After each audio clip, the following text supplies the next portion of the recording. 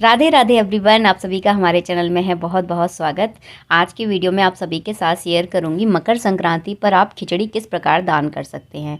तो खिचड़ी दान करने का मकर संक्रांति पर एक अलग महत्व होता है और इससे जो है ना आपको लक्ष्मी की प्राप्ति होती है। अगर आप गुप्त तरीके से अगर खिचड़ी दान करते हैं तो ये सबसे ज़्यादा जो है ना आपके लिए लाभदायक होती है। तो सबसे पहले देखिए, मैंने यहाँ पर चावल ले लिए हैं और उसके बाद लेनी है आपको मूँग की दाल। तो बहुत सारे लोग मुझसे बार बार पूछ रहे थे, दीदी कौन सी दाल ली जाती है, तो इसमें मूंग की दाल ली जाती है। इसके बाद जो है ना आपको घी लेना है और इसके बाद लिया है मैंने यहाँ पर नमक। हमारे यहाँ पर सेंधा नमक यूज़ होता है, इसलिए मैंने यहाँ पर सेंधा नमक ले लिया है। तो ये चारों चीज़ें, मैं 5 चीज़ बोल रही हूँ, चारों चीज़ें जो है ना आपको बहुत ज़्यादा ज़रूरत होती है अगर आप खिचड़ी दान कर रहे हैं तो सबसे पहले मैं आपको बता दूं खिचड़ी में क्या क्या मिलाया जाता है। मैंने यहाँ पर देखिए एक प्लेट में चावल ले लिए हैं। चावल में आपको मिलानी है मूंग की दाल। जिस तरह से मैं बोल रही हूँ उसी तरह से जो है ना आपको दान करना है।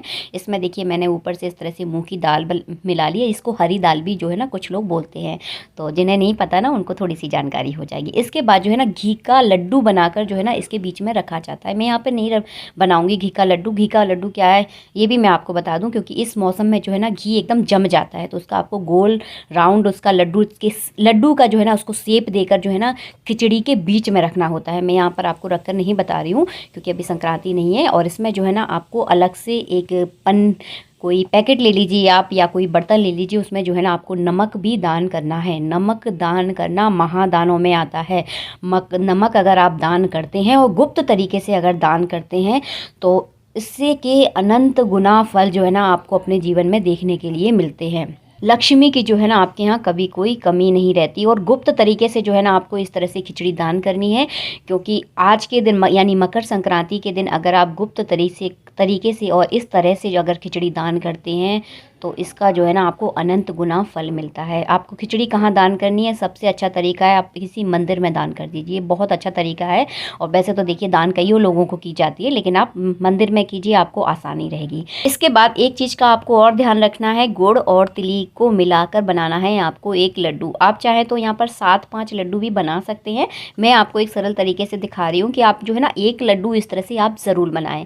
तो मैंने यहाँ पर सफ़ेद तिल ली है, आप हो सके तो यहाँ पर काली तिल का यूज़ ज़रूर करें। मेरे पास यहाँ पर नहीं थी, इसलिए जो है ना मैंने यहाँ पर सफ़ेद तिल का यूज़ किया है। उसमें गुड़ मिला लिया है। आपको कोई गरम नहीं करना है, कुछ नहीं करना है, सिंपल गुड़ में तिली मिलाकर जो है ना आपको इस तरह से लड्डू बनाना है, जैसे कि मैंने आपको बनाकर दिखा दिया है।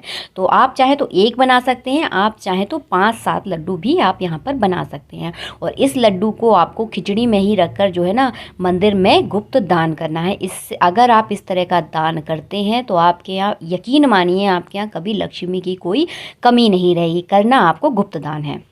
इसके अलावा जो है ना एक विशेष दान और किया जाता है मकर संक्रांति पर। इसे बोला जाता है सीधा।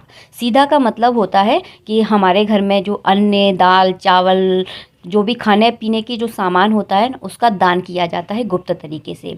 तो आप यहाँ पर जो है ना मौसम की कोई भी सब्जी ले सकते हैं, जैसे कि आजकल हरी सब्जियाँ बहुत आ रही हैं तो आप उनको ले सकते हैं। आप चाहें तो आलू वगैरह भी ले सकते हैं। मेरे पास अभी नहीं थी, इसलिए जो है ना मैंने आपको आलू रखकर यहाँ पर दिखा दिया है। इसके अलावा आपको मिर्च लेनी है, यानी मसाले लेने हैं, क्योंकि हमारे घर के खाने में जो है ना मसाले डलते हैं, वो मसाले भी जो है ना आप यहाँ पर दान ज़रूर करें। इसके बाद मैंने आटा ले लिया है, क्योंकि हमारे घर के खाने में जो है ना आटा डेली यूज़ होता है, दाल यूज़ होती है, चावल यूज़ होते हैं। तो वो सारी चीज़ें जो आपके किचन में खाना बनाते समय यूज़ होती हैं, दाल, चावल, आटा, मिर्ची, नमक, ये सारी चीज़ें जो है ना आपको दान करनी है। कम से कम 7-5 संख्या आप ज़रूर रखें। यहाँ पर देखिए मैंने नमक रख लिया है, दाल रख ली है, घी रख लिया है। घी की जगह जो है ना आप तेल का भी यहाँ पर यूज़ कर सकते हैं।